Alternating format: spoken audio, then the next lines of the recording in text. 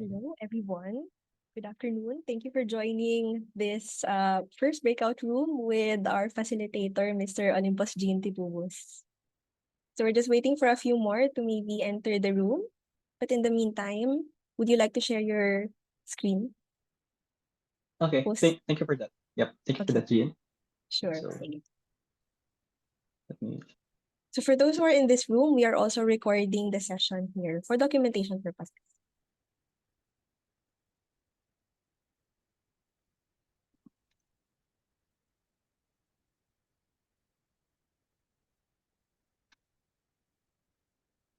Yep. Can you see my screen already, G? Yes, you can see your screen. So All right. maybe before we start, since it seems like we are a small group, would maybe have a round of maybe introduction. So si Sir Puss has already been introduced earlier by our moderator, Sir Chris. How would you like us to call you, Sir? Sir Puss? Oh, Olympus? yeah, just push. It will be okay. Thank you. Okay, sige. Si Sir Puss. Sige. So, is it okay for the rest of us who are here in this room? Maybe have a round of introduction. So just please share your name, your institution, if you are studying, what your level, what course, if you are working as an employee, which field do you work under? I hope that's fine with everyone since this is it's an intimate setting anyway. So I'll just call based on um the list I see from my screen. Sorry, I'm here as a support for Sir Puss. I'm also with the Ateneo Institute of Sustainability in AUNEEC, part of their secretariat. So that's me first. Next, may we have Aaron P. Maybe ask you to introduce yourself. Hi, rinig ba? Yes.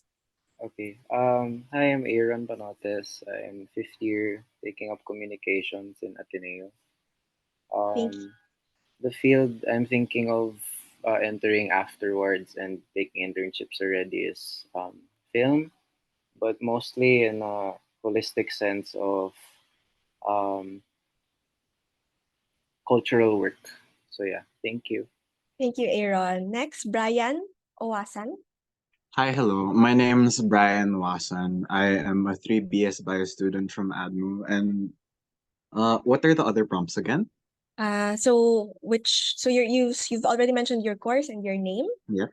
So that's good. Thanks, Brian. Okay, thank you. Okay, next we have Desiree Haniman. Haniman.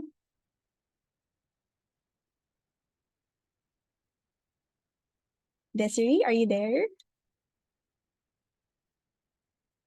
Sige, baka, yes, so she can turn on her mic, but I'll read it out loud. Her name is Des. She's currently taking BS Biology and is a third year student in Ateneo. Thank you, Des. Okay, next we have Hannah Arias. Hello po. I'm Hannah Arias and I'm from 4BS Bio po, from Ateneo de Manila University po. Okay, thank you, Hannah.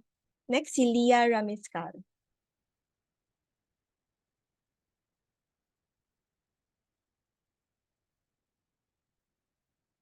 Leah, are you there?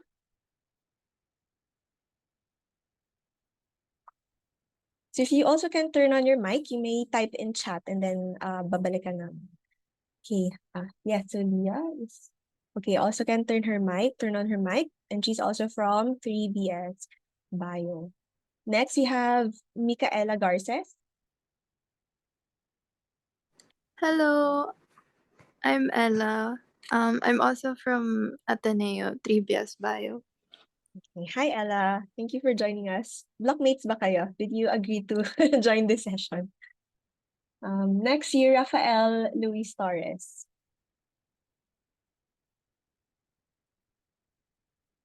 Okay, one AB Psych. So we have from AB Psych naman.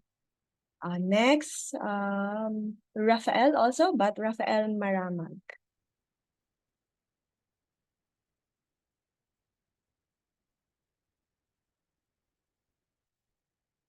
A bit noisy where he is at, but he's also from 3BS Bio in Ateneo. Okay, next, may we have Timothy Duyongko. Hello, I am Timothy. I'm also from Ateneo and I'm a junior from Bio also. Junior also bio. Thank you, Timothy. Next, si Victor David.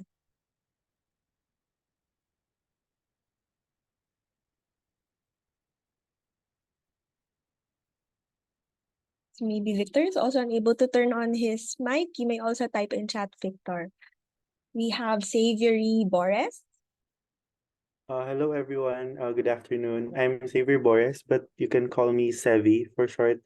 I'm a freshman at Ateneo de Manila University, and I'm studying AB Psychology as well.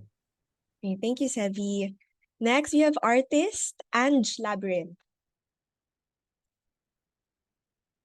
Hi, I'm Ange. I just graduated painting from UST. Just trying to learn something new today. Thank Hi, you. that's Thank it. you, Ange. Welcome. And for sure, you'll be learning a lot. Next, we have Cassandra Luis Matos. Hi everyone, I'm Luis. I am in fourth year BS Bio and I'm from Ateneo as well. Hi, Luis. Welcome. Thank you. Next, we have HL and Achanzar Labor. Also, okay, I'll read this po. She is with UP and is into heritage conservation. Thank you, ma'am. Welcome. And finally, we have Matthew Andrew Turalba. Hello, everyone. I'm Matthew Andrew, and I'm from 3 BS Biology from Ateneo de Manila. All right. Thank you, everyone, for introducing yourselves. We now hand the virtual floor over to Pus for his session. Over to Thank you you. for, yep, thank you, Jean. Hello, everyone. It's nice to meet everyone, and I hope you're dry there and warm because it's opposite here in Sagad. It's a bit cold and rainy. Well, Sagad is always cold, but it's rainy right now. Okay, so when I was invited to talk about my experience in bird photography last month, I instantly thought about this one particular birding journey that has taught me the most about bird watching and photography. This is the story of my search for a particular Philippine woodpecker, the endangered yellow-faced flamebuck. I'll get back to this beautiful bird, but first, let me preface this talk with a big disclaimer. So, as you have heard in my introduction earlier, I'm neither a scientist nor a biologist. I wouldn't even call myself as a bird nerd. My knowledge on bird anatomy, behavior, is average at best, and I am what most hardcore birders would call a bobo birder. And yeah, I'm an IT guy by trade. Well, but that's okay because thankfully you don't really need a science degree to enjoy watching and taking pictures of birds. All you need is a genuine interest in nature. And also a big disclaimer: this will not be a technical workshop. Uh, I'm sorry to disappoint if you're expecting that. This is more of experiential talk about the search of the endangered woodpecker. Yeah. So in my case, before my birding and bird photography era, I was very much into rock climbing and mountaineering. So both activities requiring one to spend extended periods of time in the outdoors. But then 2020 came along with COVID, and suddenly I can no longer do the things I truly enjoy the most. So I instead look out of the window, our window, with my camera and notice the birds. So yeah, so ladies and gentlemen, let me introduce to you to my humble spark bird. So in bird watching lingo, a spark bird is defined as a bird that helps spark your interest in birding. So and for me, it would be this plain black bird with sleek glossy feathers and bright red eyes. This is the Asian glossy starling, or galansiang in our local language. So for a seasoned birder, the galansiang would be considered a trash bird. So another birding lingo that would mean bird so common, it doesn't warrant a second look or a picture. And perhaps you'll notice also it's not a very good picture. But I promise you, my photos will get better as we go on in this presentation. And for a seasoned birder, well, but at the time, it was the coolest looking bird I've ever seen. This humble galansiang perched outside our dirty kitchen, made me realize that there are actually more cool-looking birds around our house, not just your neighborhood Maya. So, and indeed, it turns out our country has a lot of very cool-looking birds, many of them endemic to our country. So I realized early on in my bird photography journey that I had a particular bias to our endemic birds. Endemism is the state of a species being found in a defined geographic location, island, state, nation, or country. And lucky for me, it turns out that the Philippines is one of the countries with the highest avian endemism rate versus land area. Just to put a number to that, our country currently has 722 species endemic, and 258 of which are endemic, while 200 are endemic subspecies. In fact, our country ranks third among the countries with the most endemic birds. First one is Indonesia, second Australia, Philippines, our country of course, and the last one is Brazil. But what is more fascinating is the fact that this high rate of bird endemism occur in a land area that is not even a quarter of the size of any other countries with high number of endemic birds. Like for example, Brazil, the fourth one, it has 8.5 million square kilometers of land area. Australia, 7.6 million. Indonesia has 1.9. And the Philippines, it's not even in the millions. We have 300,000 square kilometers of land area. So we have a very dense number of endemic birds. However, it is important to note one sobering fact that is plaguing the current state of our wild birds in the country. It is a fact that a lot of our endemic species are threatened due to human influence factors such as habitat loss, illegal wildlife trafficking and hunting. 26% of our endemic species are currently threatened by extinction. 12 are critically endangered more than any other Southeast Asian country.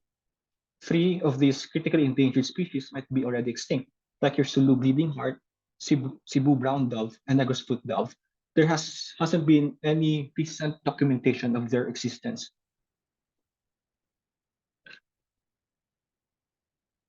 But many of our iconic, most well-known birds are endangered species also.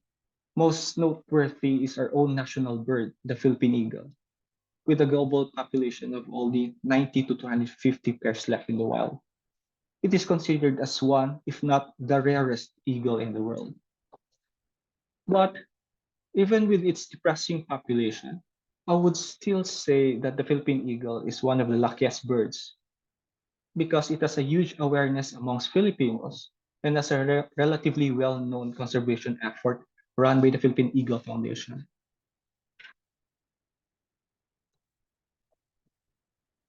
However, there are a lot more lesser-known Philippine endemics that lacks robust protection. Some of my personal favorite birds are threatened species, like in the left picture, you have the Visayan hornbill that is endemic to West Visayas and is already classified as endangered species. And you have this jewel of the forest found in eastern Visayas in Mindanao called the azure-breasted tita. It's classified as vulnerable species also. And lastly, the unique western Visayas endemic, the flame-templed bubbler, also an endangered species. One big motivation for me to continue on taking photos of these birds is to bring awareness. After all, awareness is the first step to conservation. But with the dire state of their population in the wild, taking pictures of these beautiful birds is not exactly the easiest thing to do. This is painfully true to one bird that I have been wanting to photograph ever since I started my bird photography journey, which is our target bird, the yellow-faced flameback, the rarest flameback species in the country, and in my personal opinion, the most beautiful. Well, flamebacks are large woodpeckers that bred and reside in southern Asia. They have either gold or crimson backs, hence the name. They also look like Ronald McDonald, so us birders would actually often refer to this bird as the McDonald bird.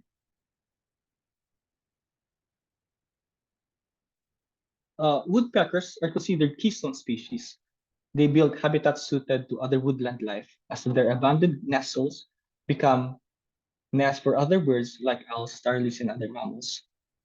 And the Philippines have five flameback woodpecker species, two of which are considered endangered. One of them, of course, is our target bird. A contributing factor for the bird's rarity is the fact that it occurs at only a handful of islands in the country. So you have Ticao, Masbate, Panay, Guimaras, and Negros Islands. But populations in Guimaras, Masbate, and Ticao are largely believed to be extirpated already. It also doesn't help that Panay and Negros Islands are one of the most heavily logged islands in the last century, with Negros only having 4% primary forest cover remaining in 1988, and Panay with only 8%. It is estimated that mature individuals left in the wild do not exceed 500. So keeping this in mind, and with the realization that the bird might even be more difficult to see in the future, my wife and I decided to search for the yellow-faced flameback.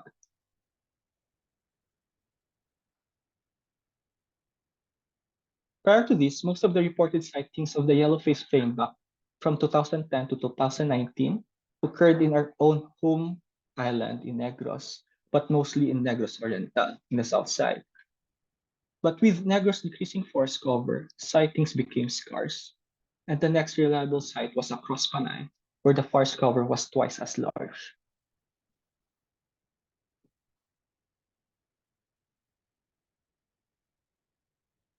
One of the reasons why Panay has more forest cover than Negros is because of its notoriously steep mountain range, rendering much of the forested slopes inaccessible to most human intervention. But birders are humans after all, so we look for the most accessible part of this mountain range, which happens to be part of Antique, the, the one circled in red. And a quick Google search would reveal that southern Antique has one natural park, which is Sibalum, where the marker is. Thinking that natural park is equal to bird sightings, we packed our bags and off we went. Yeah, but during our first attempt to look for the bird, nothing went according to our plan. Or maybe to rephrase it plainly, we did not plan it well enough. We made every newbie birder mistakes during our first attempt. First, we left home base too late because we didn't know when peak birding hours is. As you can see, we left Iloilo at 6 a.m. already. And we relied solely in Google Maps instead of reaching out to people with first-hand knowledge of the area, and spent most of the peak birding hours getting lost, which is 4 hours looking for Sibalam National Park. We failed to check weather forecast also, that when we finally found the entrance to the park, the skies opened up and rained for the entire time. Not at all ideal condition for bird watching, let alone photography. Well, needless to say, it's obvious that our first attempt was a resounding fail. Although with the effort that we put in, we failed resoundingly. But as they say, those lessons you learn from failures are the ones that sticks to you the most. And even if our first attempt was a disaster, we learned a couple of things that day. So first, we realized that there are certain times of the day where majority of the birds are most active. We call this peak birding hours. In the Philippines, the birdiest hours would usually be from 6 a.m. to 9 a.m. In the afternoon, peak birding hours would usually be late afternoon, around 4 p.m. to sunset. So if you're not a morning person, you can still witness high rates of bird activities in the afternoon. This is not an absolute rule, of course. Like for example, sometimes when it's overcast, the high rate of bird activity can occur well into noontime. And obviously, this is not true for nocturnal birds like owls and nightjars. But as a photographer, this particular schedule of early mornings and late afternoons would also mean better lighting and usually result into better pictures. And lesson number 2, time is precious, and that is especially true when it comes to birding. In order to maximize your time for birding and to avoid a costly but very avoidable mistake, like in our case, getting lost for 4 hours, it is best to consult a local bird guide or birder who has experienced birding in that area. Field guides can only go so far, so it is always best to stay humble and reach out to people who know more than you. A good first step to knowing these people is to join local bird watching organizations or communities, which we did later on. We joined WBCP, the Wild Bird Club of the Philippines. Lesson number three, this is fairly obvious advice, but one that from time to time we tend to forget. This doesn't mean that you can't bird during rainy or foggy weather though. In fact, some of the birdiest moments we have experienced happen right after heavy rains. So knowing the weather just means you can decide what to bring or not to bring.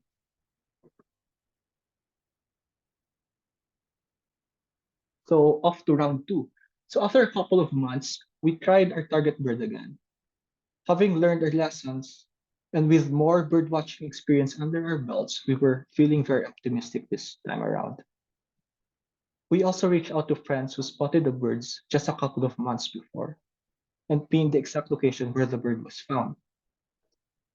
We did get lost once, but still arrived at the spot during peak birding hours, and everything seemed to be going just as planned. What we did not anticipate, however, is the fact that some days are really just slow. When we arrived at the site, we were greeted with an eerily silent forest. It stayed like that for hours. Yeah, and also, one of the fun things about birding is the element of surprise and adventure.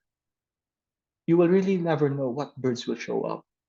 Unfortunately, the opposite can also be true. You cannot control birds. So on that day, no matter how hard we tried, our target bird just did not appear. But the good thing is, we did not come home empty-handed. We still saw some cool-looking birds, like a group of three Philippine serpent eagles in one small area, which is a very strange sight by itself, and a black-naped monarch couple fiercely guarding their nest from the serpent eagles.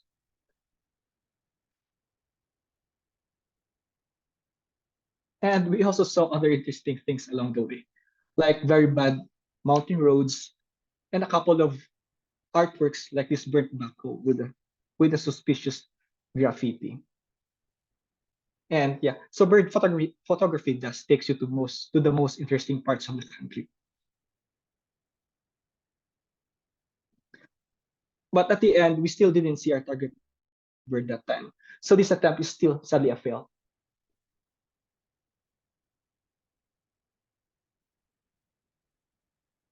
The second failed attempt made us learn another valuable lesson, and that is to always expect a slow day. Luck is also part of birding, and unfortunately, some days we just run out of it. So, as a bird photographer, you must always temper your expectations. Being angry and feeling frustrated is normal reaction to dipping on your target bird, especially when you have invested so much time, money, and effort into it. But staying that way for the rest of your trip will only make you more miserable. So instead, try to make the best out of the situation. You can take pictures of landscapes that a lot of people will not have the chance to see, or pictures of native plants that has no known photos, or even document bizarre looking bug that might still be an indescribed species.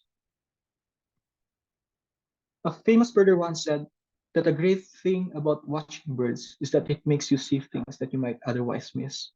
And most of those times happen while waiting for your target bird to appear. Yeah, so for the round three, we waited for 4 months after our failed second attempt, and we decided to try again for the third time.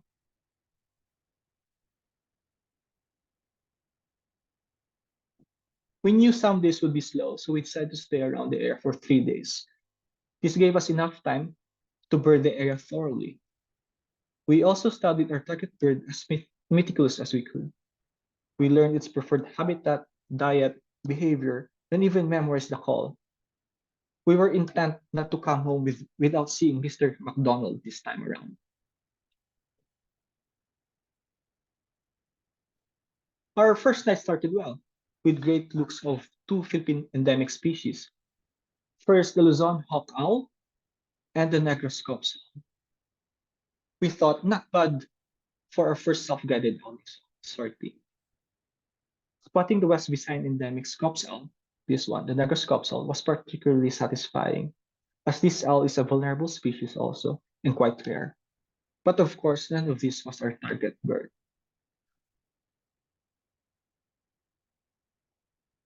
Our luck held on until the next day. We spotted several rare Philippine endemics also, like these two species of cuckoo shrikes endemic to West Visayas.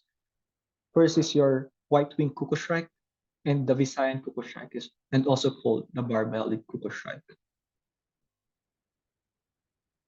We also spotted uncommon doves, like the Philippine cuckoo dove, the yellow-breasted fruit dove, and the metallic pigeon.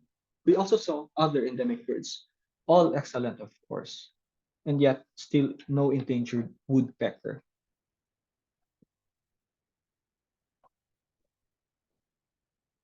We birded the whole day, exploring all known sites within the area in search for the McDonald bird. At 5 p.m., with no woodpecker in sight, we prepared ourselves for the worst. By 5:30 p.m., the fog rolled in, and we realized we're quickly losing light, and still no sign of our target bird.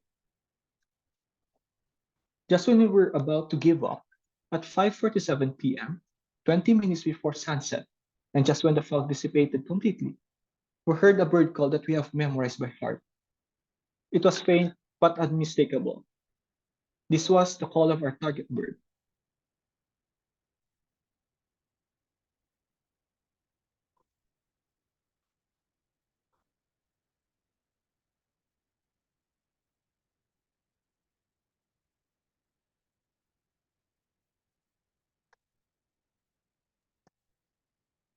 And sure enough, there was not just one, but a flock of six yellow-faced flamebacks appeared. Finally, so words can't describe the thrill of finally being able to see and take pictures of this very rare and beautiful Philippine endemic woodpecker. It took us 3 tries in a span of 12 months, but it was definitely worth the effort. It felt like a true privilege to watch and photograph the rarest flameback in the Philippines.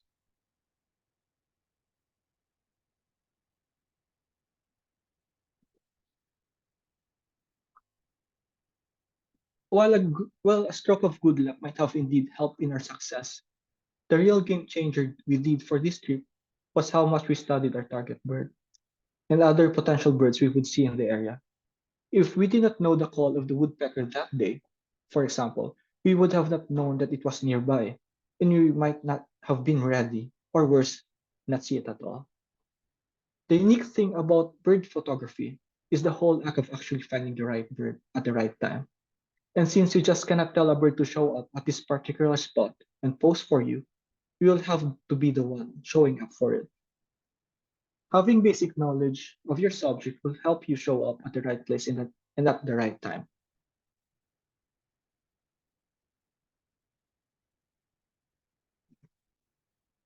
After several more visits to Antique, I decided to share a collection of my photos online, and this was picked up by several local news stations and gone semi-viral.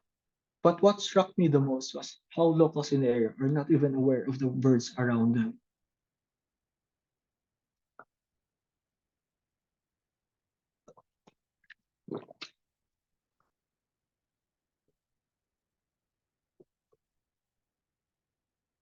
This makes me circle back to what I have mentioned earlier about how awareness is the first step to conservation. This is also the last lesson that I can share with you, and perhaps this is more of a realization about bird photography, especially that of our endemic birds. It is that every photo of our local birds matter. Many Filipinos are still unaware of our rich avifauna and how vulnerable they are to continuing threats to their survival, like rampant deforestation, human encroachment, hunting, and poaching. You cannot simply expect people to protect something they do not know. So continue on taking the best and most beautiful pictures of endemic birds so that people can see what they stand to lose if they don't start protecting them. As for me, bird photography has taught me a lot of things from a personal growth standpoint: patience, acceptance of failure, and you are not in control, and especially humility. Although I started with not a pure altruistic intention, it somehow led me back to the ultimate objective of bird watching and photography, which is conservation. For each photo that I capture and share, I hope there's a ripple of awareness from one person to another, and that starts in my own circle, hopefully. In the end, I am just your average guy enjoying my personal journey in bird photography that is happy to share what I discover to whomever who wants to listen.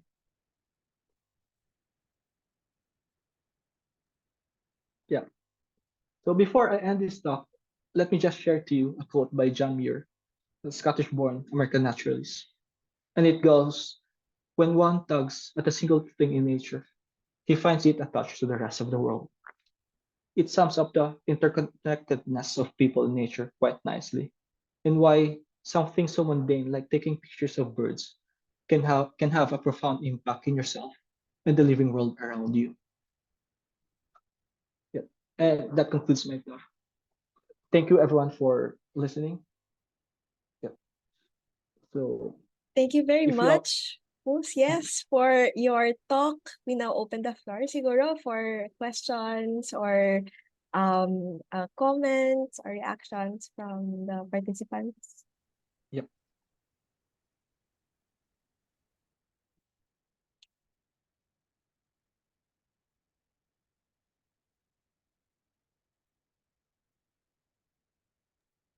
And And so you from chat, sorry, let's go.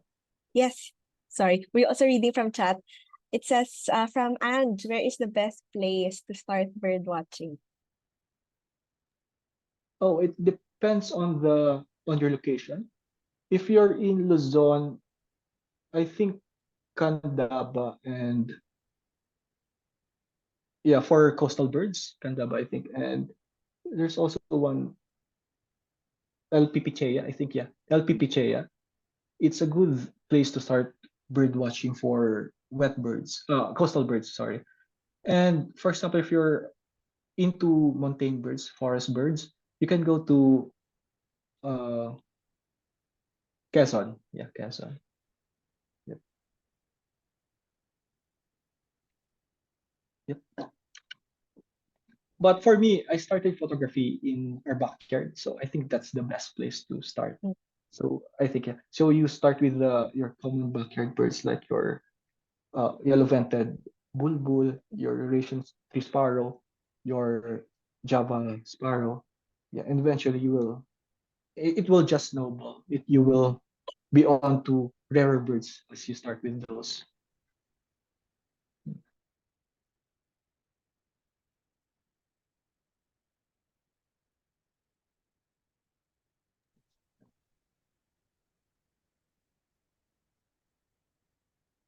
Do you have any more questions this is really your opportunity. So we have some time. We have a lot of time actually for this Mhm. part.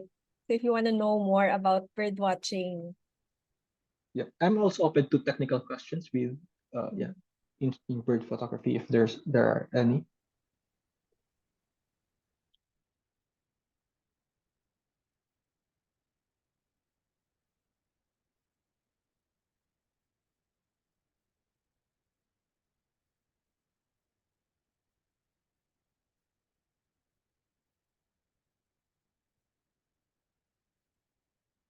Oh, yeah, so we have another question from Ange. How about cameras? And is there a group she can join for bird watching?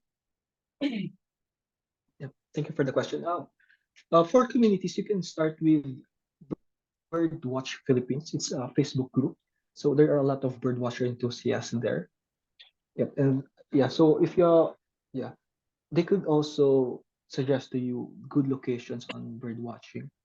For equipment, if you're into bird watching alone, binoculars would suffice. And if you want to delve deeper to bird photography, I think you will need a DSLR mirrorless camera with at least 300 mm. focal length. Yeah. So another question about the camera from HL naman. Can one use iPhone for bird photography? And is there a recommended camera, that the one that you mentioned, my recommended lens ka na, no? And does it have to be mirrorless? Yeah. It doesn't need to be mirrorless. Yeah. It can be a DSLR, it could be a point and shoot. It depends on you. I think as long as the interest is there. For yeah, you can certainly use your phone camera. I think phone cameras also have right now has the capability to zoom very long. So I think that would suffice.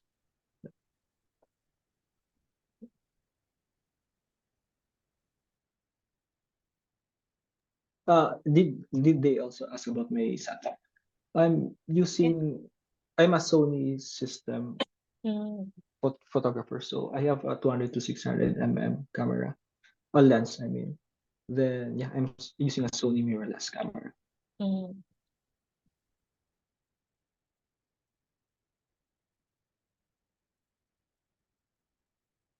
So maybe this is an invitation for us if we haven't joined any birding group or any activity na birding, no? We can start with our own backyards. So maybe later or tomorrow, you can check what different birds that you will see there. Minsan hindi mo napapansin if you don't check, right? So like here Yeah. sa amin, we have olive back sunbird. Is that right? Olive back sunbird. We also have Yeah. Oriole, no, not Oriole. Yung yellow-vented bulbul is one that we Mhm. find here. Usually the Maya, of course. Baka may kingfisher rin kayo, nakakita. We have here in my neighborhood. So I'm from Iloilo. Currently based here also. We have the blue one, yung what do you call the blue kingfisher? The colored kingfisher. Yes, the colored kingfisher. So nakakatuwa siya. To see them, and you never know that they're there until you maybe start looking. But the photography side, hindi ko pa hindi ko pa napapasukan yan. Challenging yan for me. I only also have my phone and a simple mirrorless camera. My lens can't seem to really take good photos. And I also want to plug that the Birdwatch community in Facebook, they also host bird watching guided tours from time to time. So if you join the group, they might announce an event like that. So yeah, so it could be an opportunity for you to join if you are interested. To be part of the club, is there any like application process? Or is it just really like a Facebook group na you just join? The club is different, although the Birdwatch Philippines Facebook group is open to everyone. So you just need to join it. At least that's pretty open and not so intimidating. Do we have other questions from the participants? Yeah, we have a couple of students here from Ateneo and also from UP, LB. I'm pretty familiar with the birds, with the native birds, especially in Ateneo. So you'll also find a lot there. Yun, yung oriole, kiao, that's also how they sound. We also have coppersmith barbet. Did you guys hear yung pok, pok? That's the coppersmith barbet. What else do we have?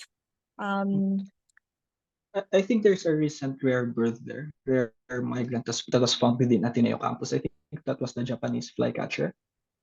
Oh, yeah, so we do It's a have. very rare migrant. It's usually found in Batanes, but then I'm not sure how come it ended up in Ateneo. Ateneo. Or so. Welcoming daw yung Ateneo for Yeah. these But it's migratory a good birds. find nonetheless. Yeah. How about, sir? Just wanted to ask. One question also. Yes, so go ahead. I'm sorry. There's one question, Jane, about what's my favorite species of bird to take a picture of. I think for me, there are a couple. I think the first one is the yellow face flameback because of the effort and the time we invested it on. So it's very fulfilling when we finally found it. And also, there's one bird that we had the difficulty finding. That's the southern indigo kingfisher. So I also shared it in my screen. Can I share my screen again? This one.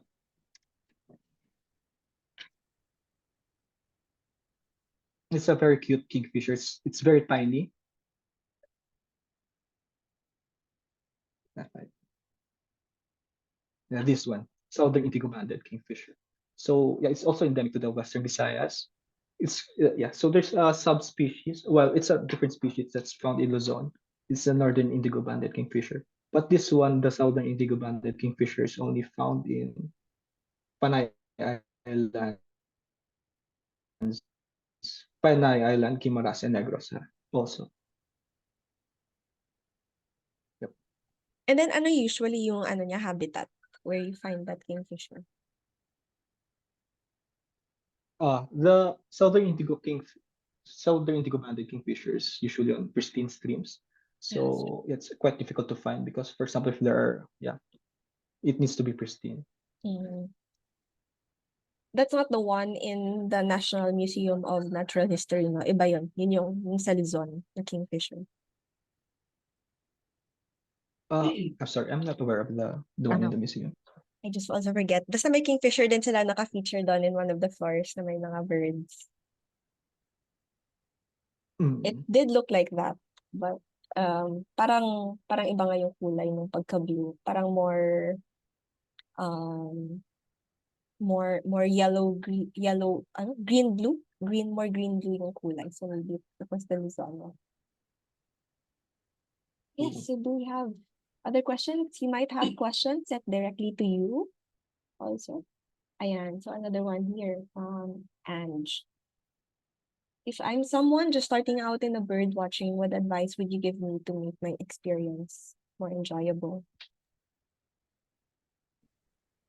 I think, yeah, join groups of, let's say, guided bird watching tour. I think it's more enjoyable if you got other people that share your own passion. So definitely it's more enjoyable. And from there, you also learn a lot of things from, because the group is mixed. You have new birders, you have old birders. So you'll be learning from each other. Yeah. And it will definitely improve you as a bird watcher.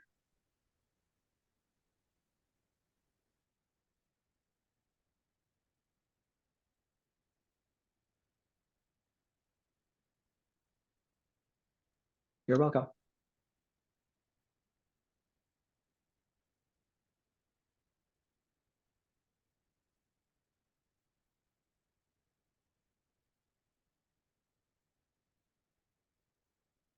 Do you have any more questions or curiosities from the group?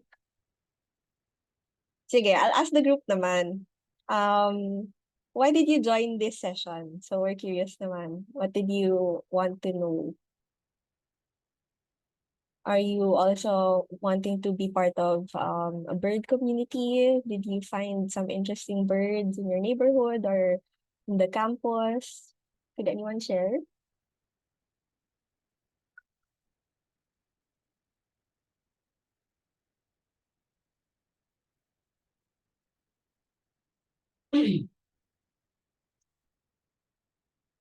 Well, or you can also type in chat.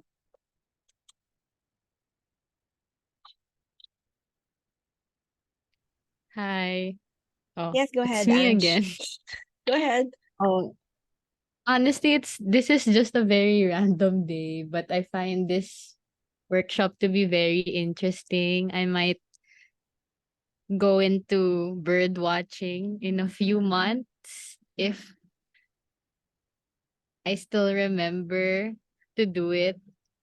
Um, but overall, I find this an interesting hobby besides painting. So I feel like birds get overlooked, and now I'm interested in birds because I never thought there'd be so many colorful birds. So I want to see them in real life. Thank you. Thank you, Ange, for that. And we hope you get to remember a few months later to go on a birding trip. It's going to be a totally different adventure in Serpos. Yeah, that's true. And that's also nice to hear that you're a painter also, because I think birds can be a beautiful subject for your paintings as well. Yeah. Also from Rafael Maramag, not a question, but insights from the talk workshop was that observing birds in their natural habitats fosters a profound appreciation for the environment and biodiversity. Like it will really help in identifying threatened species, monitor population trends, understand the impact of environmental changes. It's like playing an active role in conservation initiatives and raising awareness about the importance of protecting bird species. Thanks for that, Rafael. Yes, I agree. And it's very interesting if you go on yung minention kanina ni Sir Puss, yung guides, na you really have to be with the guides because they really know so much about the birds. If you ever go mountain climbing, even if it's not for a birding activity, alam ng mga guides they will point you, oy ma'am, tingnan nyo doon, or pansinin nyo doon ma'am, makikita nyo yung ganitong ibon, and they have their local names for it. Sige, I'll also read another one from Hannah.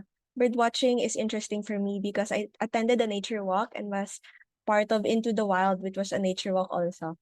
And realized how cool it was just to see them doing their thing. Yes, I agree. They're just doing their thing. They're just being birds, but they're also so cute. And, could we be friends? Hindi ko lang alam kung same din ba sa inyo. Once in a while, in my window, there's a I'm not sure kung yellow-vented bulbul ba siya or yung shrike or it's a shrike. I'm not sure kung vented bulbul or shrike, but that particular bird Yeah. frequented this area, my window for many days the past week, and I'm not sure if it's the same visitor. And you never know, it might be the same visitor. You might be bonding pala with a bird, and you never know. Yeah. What's also interesting about brown shrikes, they're winter migrants. So they usually are from China, Korea, or Japan. So they travel hundreds of kilometers down south to the Philippines. Yeah, so it's a pretty magnificent feat that they do every winter. Yeah. Yeah, every winter. And they're very, 'di ba? They're very intense. They're as strikes, 'di ba? Could you share about that? Yeah, well, they're usually called as butcher birds because what they do is when they catch their prey, they would usually impale them to thorns or anything that they could put it in. Yeah, so quite gory, but that's their behavior. Have you seen a shrike na ganon in And they, action? yeah, I saw. They usually prey on well, garden lizards and frogs, and yeah, Ay, sorry, I cut you. What were and you going to say pala? Ayun. oh yeah. So yeah, they usually prey on garden lizards and insects. Yeah, and also what's interesting with brown shrikes is that they have an ability to imitate other bird calls. Mm. So yeah, they could attract other birds with that. Wow, so that's interesting. They could attract other birds, but they're also very territorial, no? That's what I heard. Yeah, that's true. And they're territorial.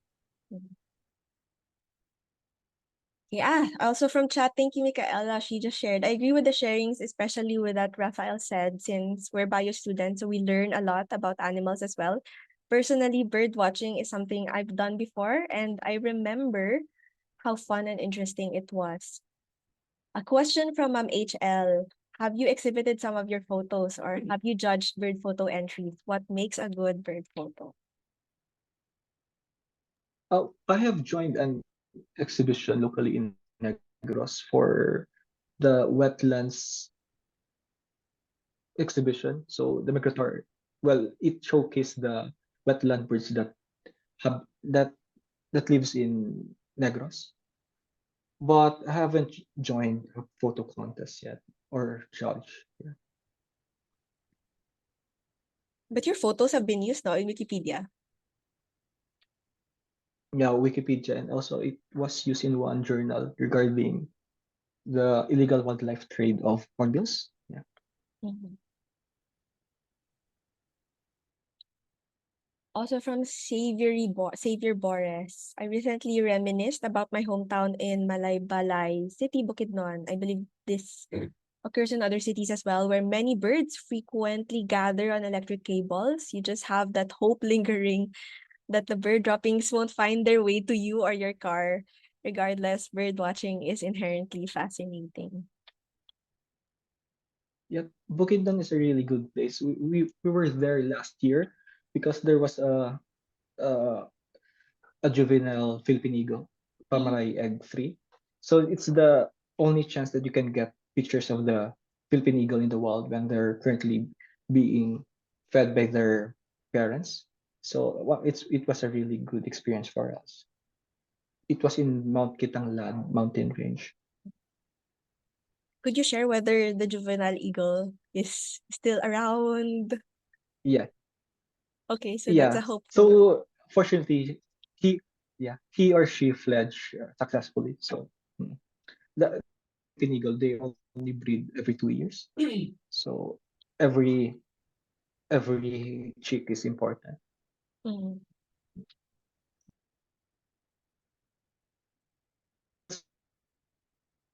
Was an eye-opening and so from Des naman, just in So the response to Micaela,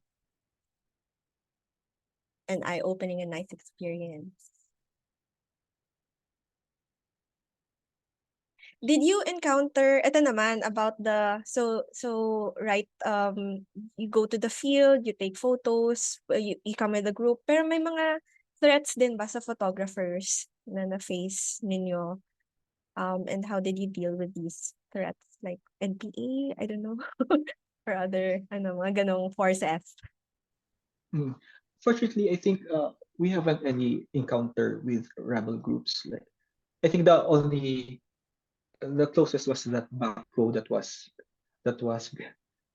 vandalized, and well, some of maybe buildings vandalized. But in terms of armed people, we haven't yet encountered, fortunately. Mhm. And I think most of the locals are usually receptive of bird watchers and photographers since it's also one of their income streams, like guiding. They could earn from that as well. So I think it's one way of giving back to the community also. Hmm. Yeah, so it's a pretty safe naman Yep. hobby and activity. Mhm. Yep. Actually, we also have been to Samanga City. So in the far south of Samanga City in Pasunanca Natural Park, it's quite safe there also. As long as you have coordinated to the DNR and you have the proper guides as well. It's very important to really coordinate to the with the local community whenever you go on these Yeah, expeditions. Mhm. that's true. Yeah. And you should have a guide as well that knows the area and the people Mhm. around it. Yeah. What's the longest you went for a birding activity? Like, may mga ilang days ba yan? Like mountain climbing, some days, some hikes take like 3, 5 days. May ganun din ba pag nagbo-bird watching? There are times that you need to hike and camp. That's what we did in Zamboanga City. Although it's not as hardcore as mountaineering. Usually you have a home base, like for example a hotel. Then you go early morning, 3 a.m. You go to the deep into the forest and hike a little bit, look for birds. And after 4 p.m. you or sunset, you go back to your home base, to your hotel. So it's not like camping na parang you walk for many hours and then you set up tent here and then you stay there for the night, cook your own food, ganun. At least pag ganito, parang may home Yeah, base pala na hotel. uh, Hindi mo siya ganun ka-hardcore. yeah, that's true. So I haven't yet experienced that, but I think that's also possible, especially if it's an exploratory birding sortie. Like for example, if you're Mm-mm. looking for a long forgotten bird, very rare bird, so you will need to camp also. Mm-mm.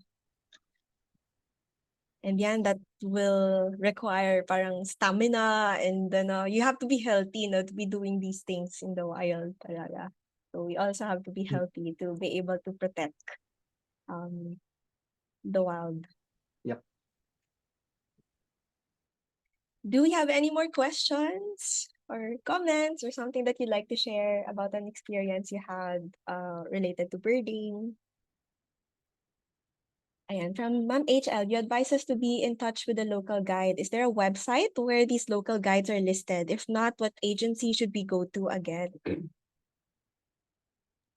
Unfortunately, it's not that organized. So there's no centralized database for local guys. Usually, it's from one birder to another. So I think it's very advantageous if you join uh, bird watching groups or organization. I think at the very least the Birdwatch Philippines Facebook group. Yeah, I think they could advise you. Yep, you're welcome.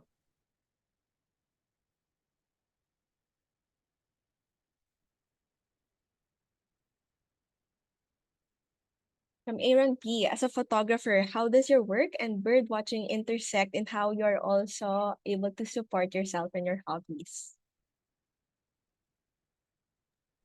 Oh, so currently I'm not monetizing anything, any pictures that I have. It's purely a hobby right now. So yeah, I'm also yeah. So in parallel, I'm also doing my IT job. So when I have free time and maybe if I could take a long leave, I go bird I go to a bird watching sortie. But right now I'm not monetizing anything.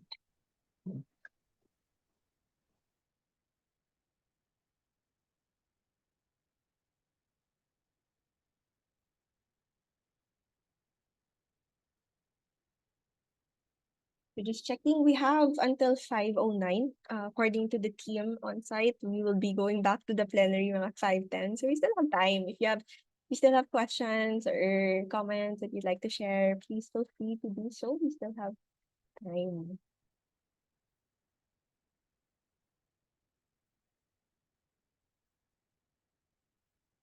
So after this, we will go back to the plenary. There will just be some announcements and then the closing of the program.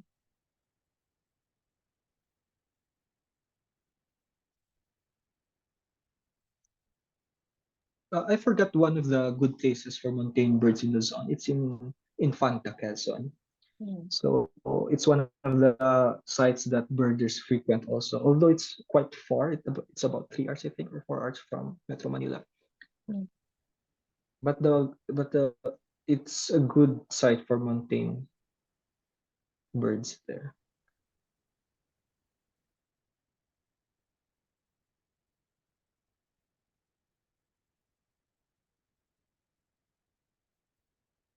Of course, for those of you who are in Ateneo, you are already in campus. There are also quite a lot of birds.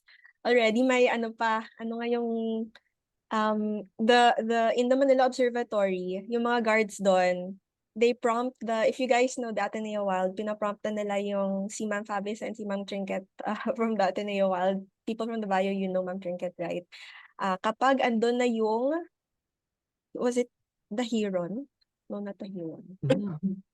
Iran, I think. Yan. Pinaprompt na. So the guards even identify na the visitor every time the bird arrives. And they're also aware about the other migratory birds.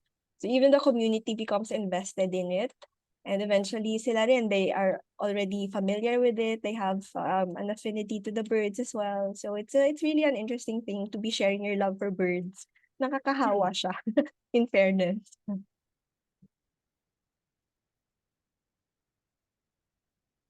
I think there's an active group also there, Jean, that does bird watching in Ateneo. I think one is a member of WBCP also. Tien. Adrian? Yeah. She's from Yes. Tien or Yanya. Yeah, si Tien. I think Oo.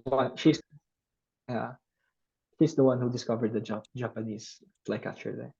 Oh, siya pala yun. Wow, grabe si Yeah. Miss Tian, if you know her also. Yeah, she is very much active, also sharing because we have this, it's a citizen science thing then. So if you guys ever spot any birds in campus, for those of you who are in Ateneo, please share also to the Ateneo Wild because they're documenting it and also monitoring wildlife. And I think, I'm not sure kung si QC, basta there is, I'm not sure if Greenpeace or World Food and Agricultural Organization, may mga ganun din yung mga crowdsourcing, citizen science kind of initiatives for city wildlife naman. So that includes trees and of course birds. So for those of you who are interested to submit photos, for example, sa Ateneo Wild, you may just contact them in Facebook or in Instagram and just share the photo with them and then they'll put it in their database and schedule it for upload.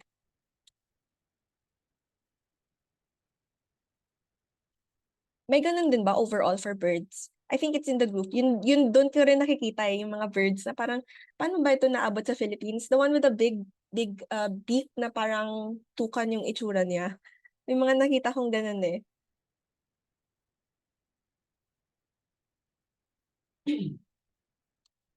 Yeah, yep, that's right. I think there's also a raptor watch wherein they monitor migrant raptors from the north going past the Philippines. So yeah, so they usually submit head counts of that.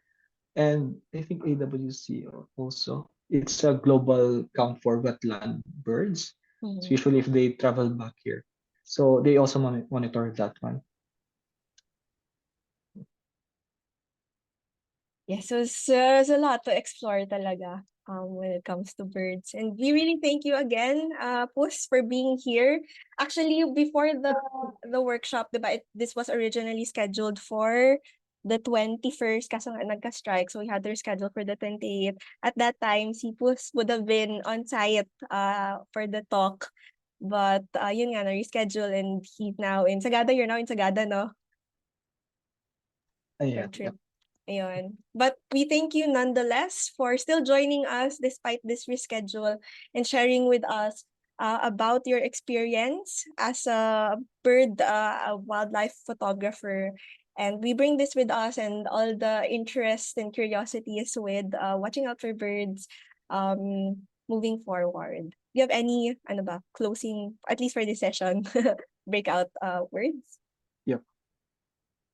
So so thank you also for having me here, and I hope that I have imparted something that is interesting to you. Yeah, that might spark your interest in bird watching and photography. Yeah. All right, thank you everyone. Sige, so we may now go back to the main plenary, to the main room, and then we'll just wait for the others who are in the other breakout rooms for the final parts of this workshop. Thanks everyone. See you there. Thank you.